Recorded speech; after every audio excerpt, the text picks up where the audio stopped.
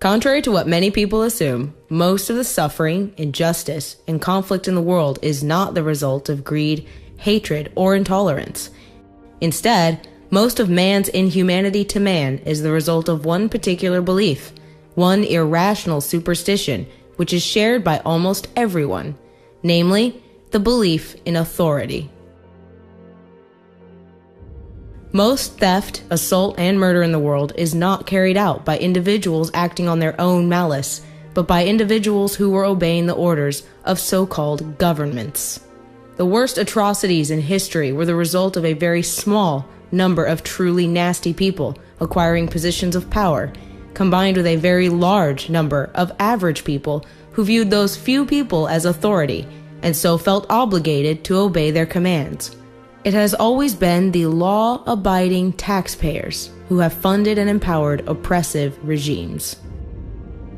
The problem is that most good people have fallen for the lie that when aggression, robbery, and control is committed in the name of law, then it is legitimate and moral, even necessary. The belief in authority tricks basically good people into going along with legalized injustice. Most children are taught that obedience to authority is a virtue, and even most adults still think that bowing to a ruling class, which they call obeying the law, is what makes someone a good person. It's not. On the contrary, being a moral human being requires understanding right and wrong, and doing the right thing, even when authority tells you not to. The basic rules for being a good person are very simple. Treat every other person as if he owns himself, because he does. This means you shouldn't attack, rob, or otherwise initiate violence against anyone. In other words, you shouldn't start a fight. If someone else attacks you, you have the right to defend yourself, but no one has the right to be an attacker. Badges, uniforms, and so-called laws do not change this fact. There is virtue in respecting the rights and property of others. There is no virtue in obeying the law just for the sake of being obedient. Sometimes a law happens to match morality, such as laws against murder. But the reason murder is bad is not because politicians wrote a law about it. Murder is wrong because it violates the self-ownership of the victim. If laws against murder were repealed tomorrow, or if a law was passed commanding some people to commit murder, as has happened over and over again throughout history, murder would still be wrong. Indeed, there are many historical examples where the good people were the criminals, the lawbreakers, the rebels, and traitors to their so-called governments. When the law goes against what is moral and righteous, then it is the duty of every decent person to disobey and resist.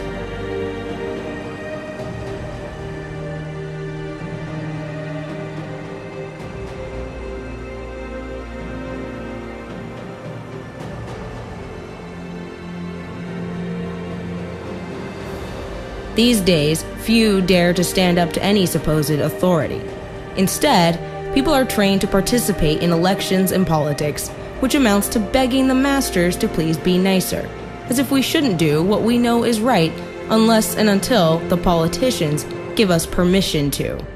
Not only that, but decent people are also tricked into believing that it is perfectly acceptable and righteous to control and rob their neighbors as long as they do it by way of voting and the political process. Tyrants love it when they can get the people to cheer for their neighbors to be robbed by way of taxation, or cheer for their neighbors to be forcibly controlled by way of regulation and legislation. In short, the political process is designed to dupe the people into cooperating with and even demanding their own subjugation and the subjugation of everyone else.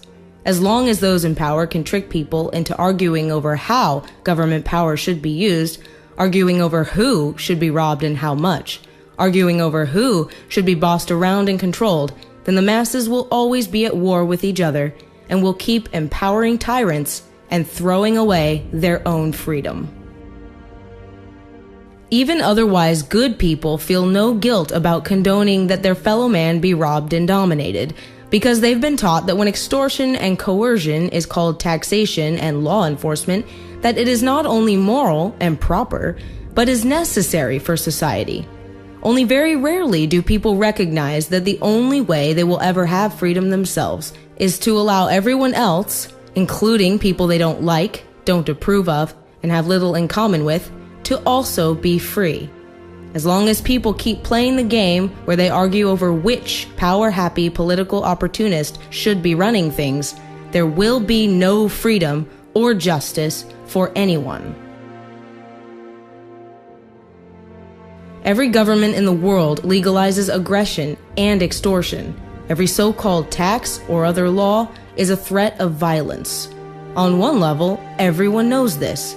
The politicians, by way of the legislative process, tell everyone else what they must do or what they may not do, and anyone who gets caught disobeying will be robbed or caged in the name of the law.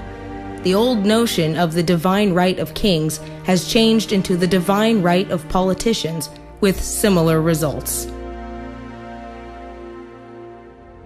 Indeed, the belief in government is essentially a religion, the most dangerous and destructive religion ever. Hundreds of millions of human beings have been murdered by their own governments. Many millions more have died in government-created wars, and billions more have been robbed, harassed, terrorized, and otherwise forcibly dominated and oppressed by ruling classes, including democratically elected constitutional governments. Yes, sometimes agents of government will try to stop other aggressors, but every government is itself a gang of thieves and thugs.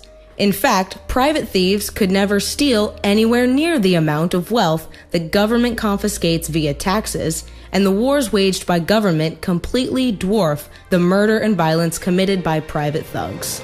Of course, there are nasty people in the world, and there still would be without government. And the good people need to have the ability and willingness to defend against such people. But organizing for self-defense is not, in and of itself, what government is. Instead, government is the idea that some people can have the moral right to rule everyone else, that constitutions, elections, and other rituals give some people an exemption from basic morality and make it okay for them to boss around other people under threat of force.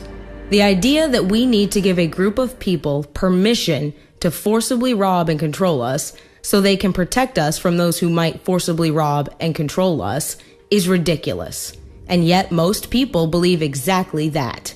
They believe that we need government, the biggest thug and thief around, to protect us from thugs and thieves. To make this sound less absurd, the people are taught nonsensical mythology about democracy, representative government, and the consent of the governed.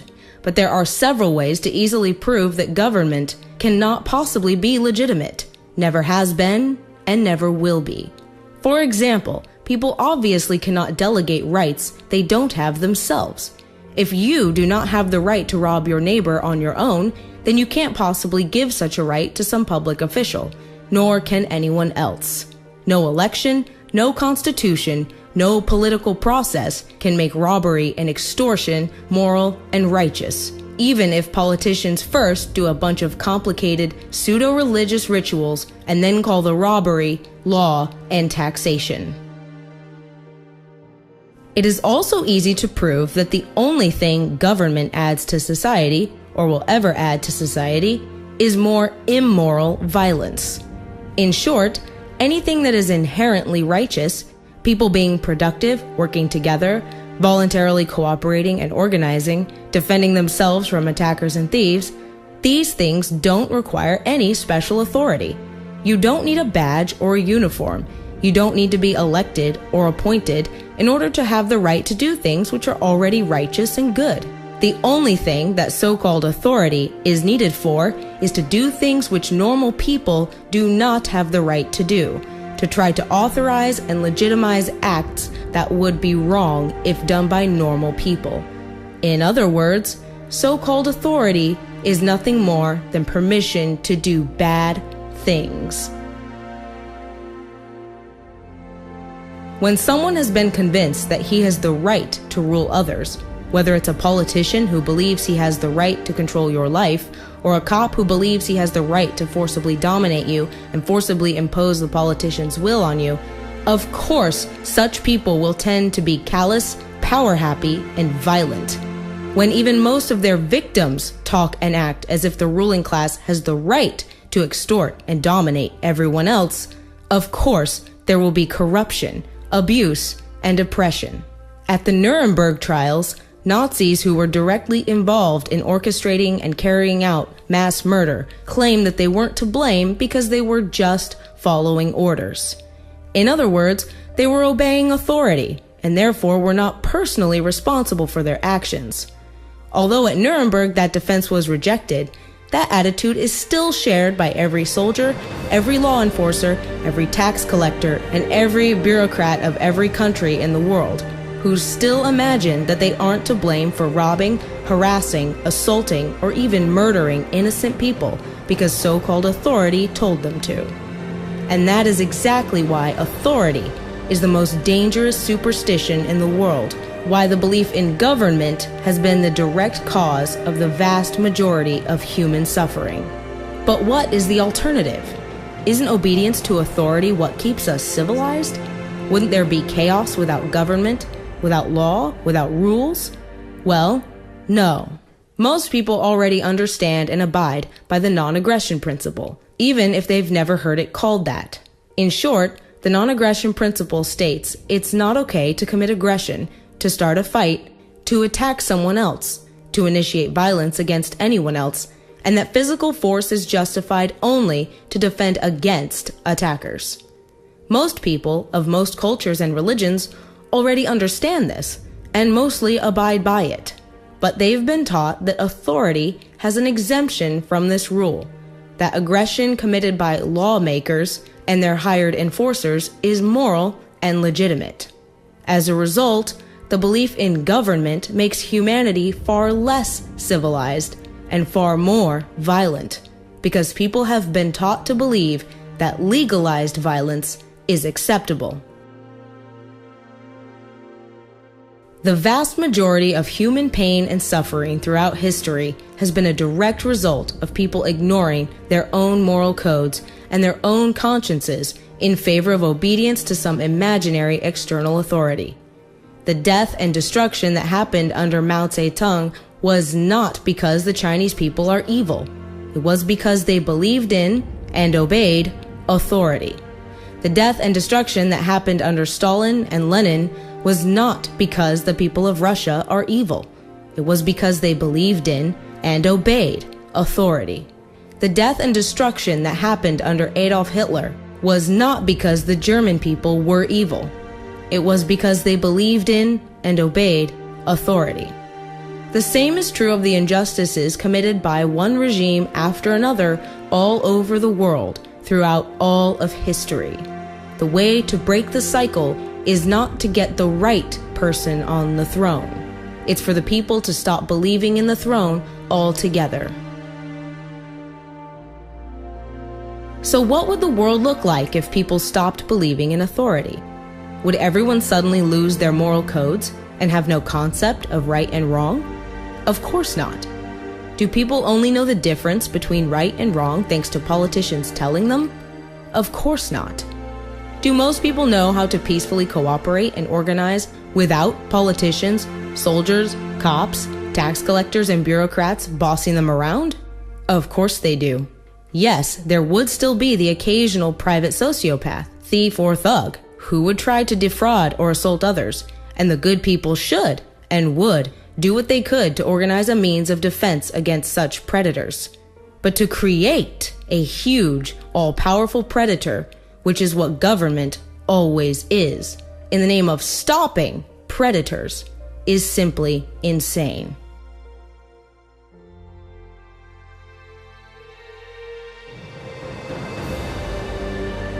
Removing the belief in authority does not remove the people's ability to organize and cooperate and work together for mutual benefit. In fact, despite the politicians' rhetoric, government is never about working together.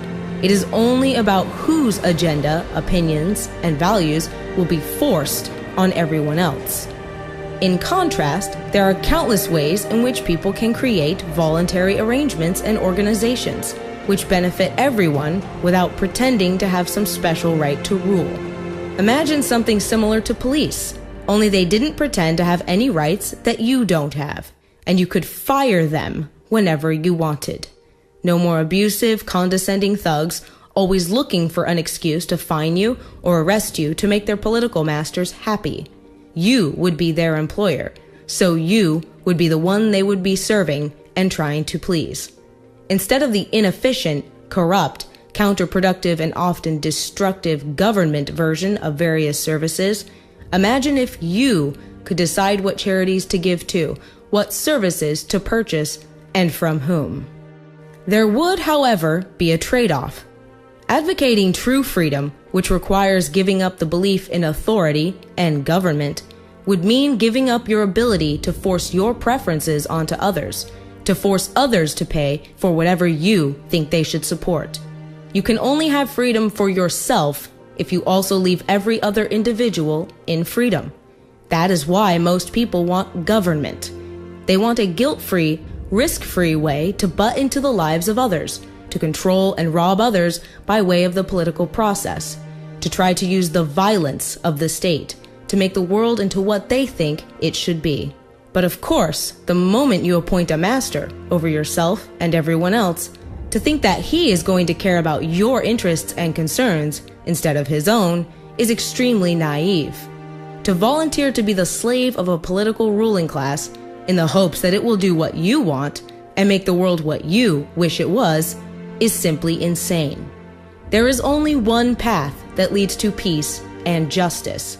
That path is freedom, and government is always the enemy of freedom. History has taught us that trying to fix the world by way of government always ends in disaster, that in the end the political process empowers the ruling class and no one else. Constitutions don't fix it. Elections don't fix it.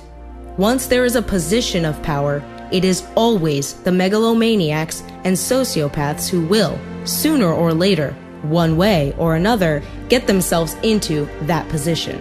And then the big powerful thing that you hoped would be a protector and servant of the people will be an oppressor and exploiter of the people. That is what government has always been and always will be until the people dare to let go of the superstition of authority.